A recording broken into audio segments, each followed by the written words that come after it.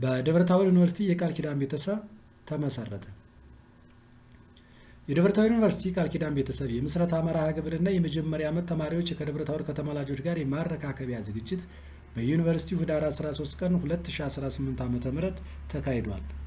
የደብረታቦር ዩኒቨርሲቲ ከትምህርት ሚኒስቴርና ከሰላም ሚኒስቴር ጋር በመተባበር የደብረታቦር ዩኒቨርሲቲ ቃል ኪዳን ቤተሰብ መስርቶ በይፋ ስራውን የጀመረ ሲሆን ዩኒቨርሲቲው ከደብረታቦር ከተማ አስተዳደር ጋር በመተባበር የደብረታቦር ዩኒቨርሲቲ የቃል ኪዳን ቤተሰብ መስረታን የሃይማኖት አባቶች፣ የሀገር ሽማግሌዎች፣ የዩኒቨርሲቲው ምሁራንና ተማሪዎች እንዲሁም ሌሎች አካላት በተገኙበት የቤተሰብ ትስስር ምስረታ ጉባኤና የግንዛቤ ማስጨበጫ መድረክ ተካሂዷል።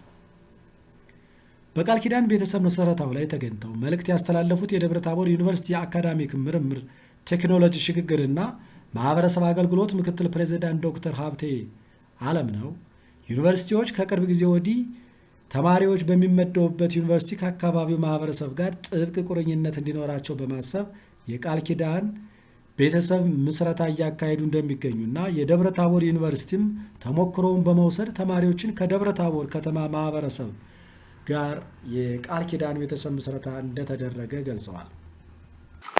በዚሁ መሰረት ደብረታቦር ዩኒቨርሲቲ በታሪኩ ለመጀመሪያ የሆነውን የቃል ኪዳን ቤተሰብ ምስረታን ዛሬ እናደርጋለን። ይህ የቃል ኪዳን ቤተሰብ እንግዲህ ዓላማው ከቤተሰብ ርቀው ከአካባቢያቸው ርቀው ከተለያዩ የሀገሪቱ አካባቢ የመጡ ልጆቻችንን እንደ አካባቢያቸው ቤተሰብ ጋር እንዳሉ እንዲቆጥሩ፣ እንዳይረበሹ፣ ሰላማዊ የመማር ትምህርታቸውን እንዲያስኬዱ ለማስቻል ነው። ስለዚህ እንግዲህ በዚህ በቃል ኪዳን ቤተሰብ ውስጥ ሁለት አካላት ይኖራሉ። አባት እናት እንደ ቤተሰብ የሚወሰዱ እና ተማሪው እንደ ልጅ የሚወሰድ። ስለዚህ ሁለቱም አካላት ኃላፊነታቸውን እንዲወጡ አደራ እንላለን። የቤተሰብ አባት፣ የቤተሰብ እናት፣ የቃል ኪዳን ቤተሰብ አባት፣ የቃል ኪዳን ቤተሰብ እናት ሁናችሁ የመጣችሁ እናቶች፣ አባቶች፣ ስለዚህ የምትረከቧቸው ልጆች የምትረከቧቸው የኛን ተማሪዎች እንደ ልጆቻችሁ እንደ ወላጅ እንደወለዳችኋቸው ልጆች እንድታዩልን፣ እንድታስተምሩልን፣ እንድትመክሩልን፣ እንድትገስጹልን በበዓላት በተለያዩ ወቅቶች እንድትጎበኟቸው፣ እንድትጠይቋቸው፣ እንድትጋብዟቸው አደራ እንላለን።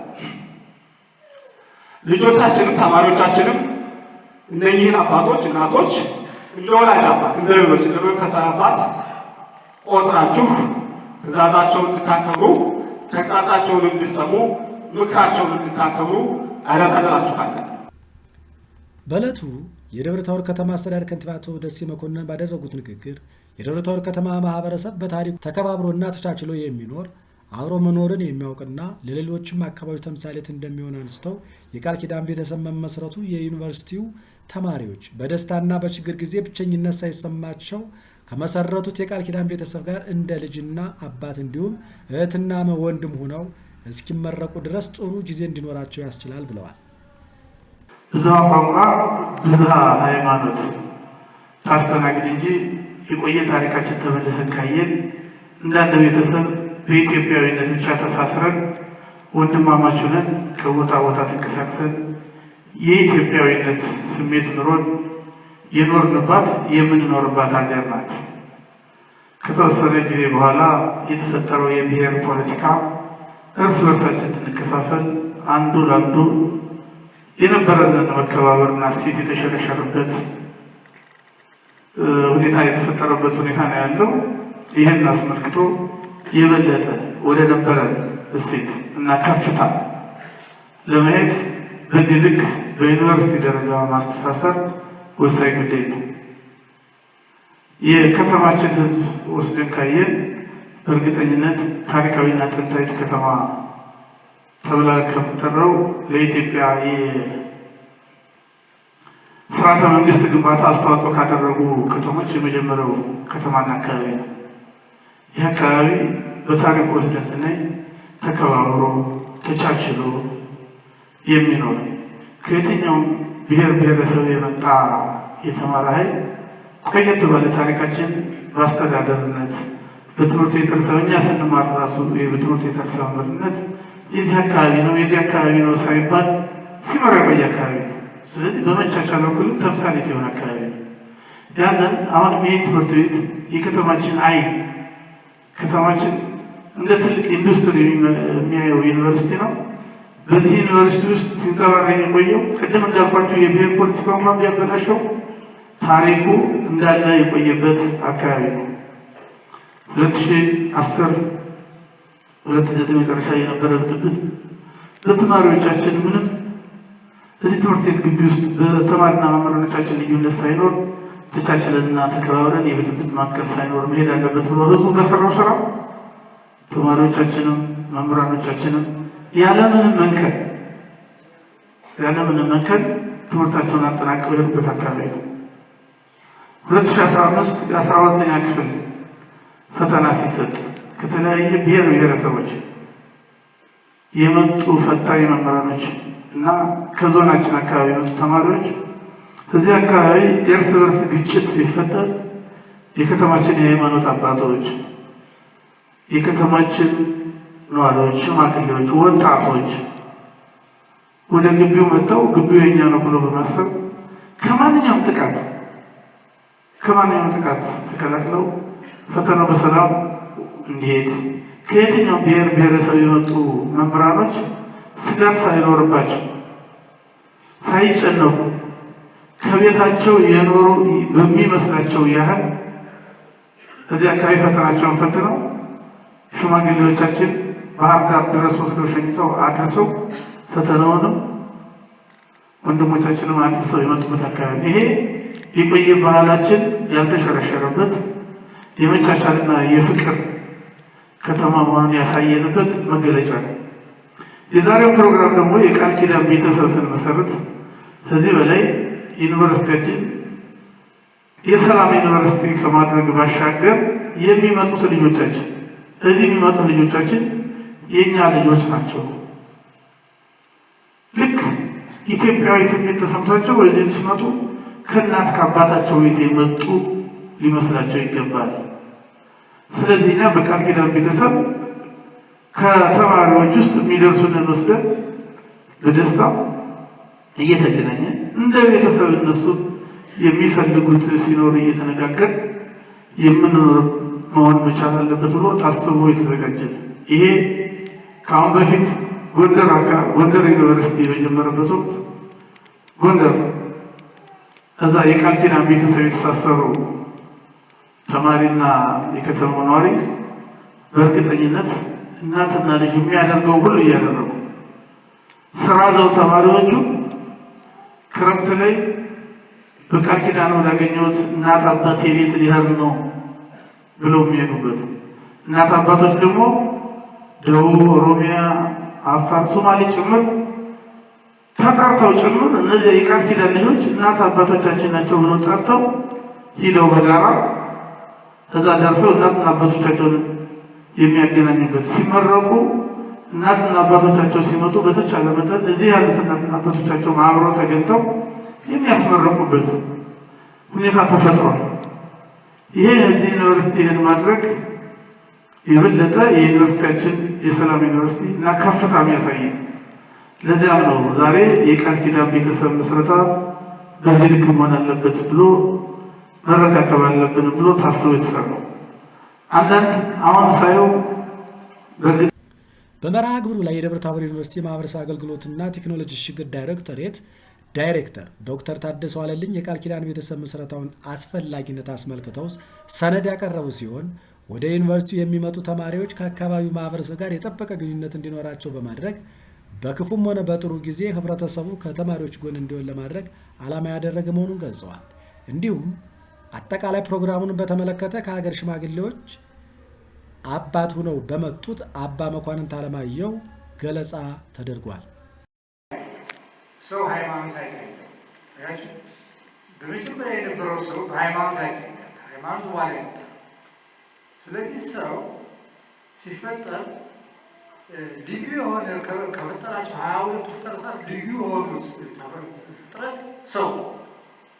ስለዚህ ሰው ክቡር ነው፣ በጣም የከበረ ፍጥረት ነው እና የመጀመሪያዎቹ ሰዎች አዳምና ሔዋን ነበሩ።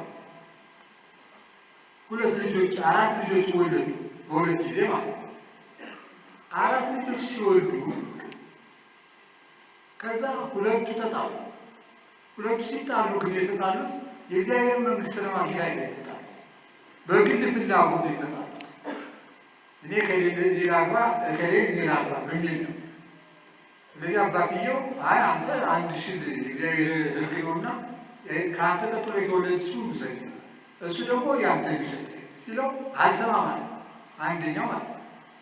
አሁን ምን ገባ? የግል ፍላጎት ገባ። የግል ፍላጎት ሲገባ ምን መጣ? ጠብ። ሁለታችሁን እግዚአብሔር ያስታርቃችሁ አላቸው አባታቸው።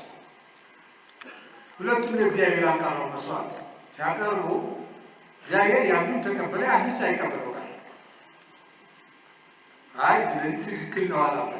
እግዚአብሔር የተቀበለለት ትክክል ነው አለና ልክ እሱ እንዳለ አባትዬ መጀመሪያ እንዳለው አዳም እንዳለው አለ።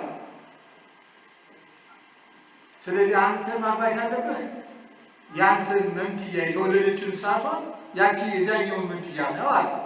አይ ይህን አስራ ሊቀበል ማለት ምን ያህል አስራ ሊቀበል ማለት አለ። እጅግ ተጣሉ። አዘነ፣ ተከዘ። ማንን አማከረ? ሰይጣንን አማከረ። ለምን ታዝናለህ ሲለው አይ አንተ ምን እሱ የምትገል እኮ ሁለቱም ታገባቸዋለህ አለ። ጠብ ያኔ ጀመረ። ጠብ የመጀመሪያው ጠብ ሲጀምር በሰዎች መካከል ያለ ጠብ። ስለዚህ ወንድሙን ወስዶ ገደለው። በኋላ ወስዶ ውሃ ጠጣለውና ገደለው። ውሃ ጠጣ ጉንብስ ሲል ድንጋይ መታውና ገደለው። ሲመለስ እግዚአብሔር ወንድምህን ገደልክ ሲለው እኔ የእሱ ጠባቂ ነኝ እያለ ፎከረ። ስለዚህ እግዚአብሔር ይህንን ሲቆጣጠረው ኖረ። መጨረሻ እሱን በድንጋይ ተገደለ። ያ የንጹሐንን ደም እግዚአብሔር ስለሚፈልግ ማለት ነው። እኒህ ሰዎች አሁን ያን ሲገዳደሉ ቋንቋ አይደለም ያጋደላቸው። ቋንቋ ምንም አላጋደላቸው። የግል ፍላጎት ብቻ ያጋደላቸው። ስለዚህ ወደ ዘመኑ ስንመጣ ሰው በሰውነቱ ክቡር ሰው የሥላሴ ሕንፃ ነው። ሰው ማንም አላነሰም። ከዚህ ላይ ድውልውል አንገት፣ ደረት፣ እግር አርጎ የተከለው ሰው እግዚአብሔር ልክ ይህን ሕንፃ እንደሰራው ሰው ማለት ነው።